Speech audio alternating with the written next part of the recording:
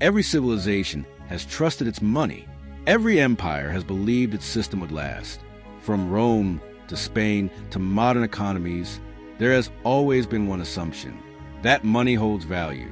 But history tells a different story, because if you look closely at the past, you begin to see a pattern that repeats across centuries, a pattern that ends the same way.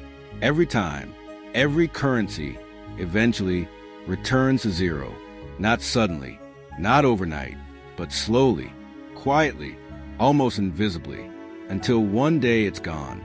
To understand this pattern, we have to go back to ancient Rome. At its peak, the Roman Empire controlled vast territories, enormous wealth, and one of the most powerful economic systems the world had ever seen. Its currency, the silver denarius, was trusted across continents. It was used to pay soldiers, fund expansion, and power trade across the empire. For generations, it worked. The system felt stable, reliable, permanent. But beneath that stability, something began to change. The empire was expanding. Costs were rising. Armies had to be paid. Borders had to be defended. And slowly, Rome began to face a problem that every empire eventually encounters. Spending was growing faster than resources. So leaders made a decision. Instead of drastically increasing taxes, they changed the money itself. The silver content in coins was reduced. At first, the change was small, almost unnoticeable. But over time, the value of the currency began to erode. More coins were needed to buy the same goods. Prices began to rise. Confidence began to weaken, and the foundation of the system started to crack. The money still existed, but its value was disappearing. This was the beginning of a cycle that would repeat again and again. Centuries later, another empire would follow the same path. Spain. During the 16th century, Spain discovered vast silver reserves in the Americas. Ships loaded with treasure crossed the ocean, bringing unimaginable wealth into Europe. For a moment, it seemed like unlimited prosperity. Silver flooded the economy. Trade expanded. Power increased. But then something unexpected happened. Prices began rising across the entire continent. The more silver entered the system, the less each unit was worth. The money didn't disappear. It simply lost its power. And once again, the same pattern unfolded. More supply, less value, the illusion of wealth, followed by instability. This pattern became even more visible in the 20th century.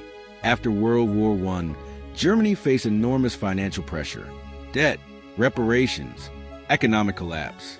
In response, the government began printing money. At first, it seemed like a solution.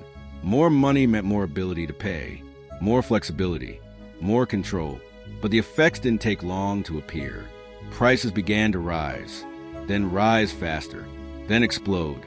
Money lost its meaning. People carried stacks of cash just to buy basic goods. Savings disappeared. The system broke. And once again, the same pattern reached its final stage. Not decline, not weakness, but collapse. Today, the global financial system is more advanced than anything seen before. Currencies are no longer backed by gold or silver. They are backed by trust. Trust in governments, trust in institutions, trust in the system itself. And for decades, that system has held. But if you look closely, the same pressures are beginning to appear. Rising debt, expanding money supply, increasing dependence on monetary intervention. At first, these changes seem manageable, even necessary. But history suggests something else. Because the cycle does not begin with collapse. It begins with small changes, invisible changes, changes that seem harmless until they are not. Inflation does not destroy money instantly. It erodes it, slowly, quietly, until the value that once existed fades away. And this is the most dangerous part of the cycle, because while everything appears normal, the foundation is already shifting. Across centuries, this pattern has remained consistent. Empires grow, money expands, value weakens, confidence declines, and eventually the system changes. Not because people expect it, but because it becomes unavoidable. Today, the scale is larger. The systems are more complex. The world is more interconnected. But the underlying mechanics remain the same. Money is not permanent. It is parcycle, a cycle tied to power, to trust, to stability. And when those elements begin to shift, the value of money shifts with them.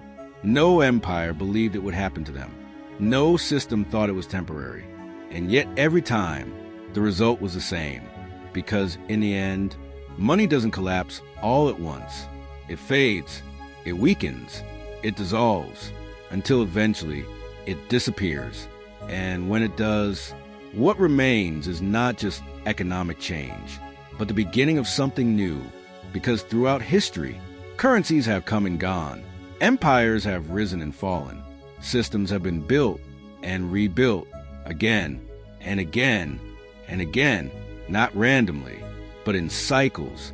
And once you see the pattern, you realize something unsettling. We are not outside of it. We are inside it, right now. And the only question that remains is, where are we in the cycle? Because if history has shown us anything, it's that no system, no currency, and no empire escapes it.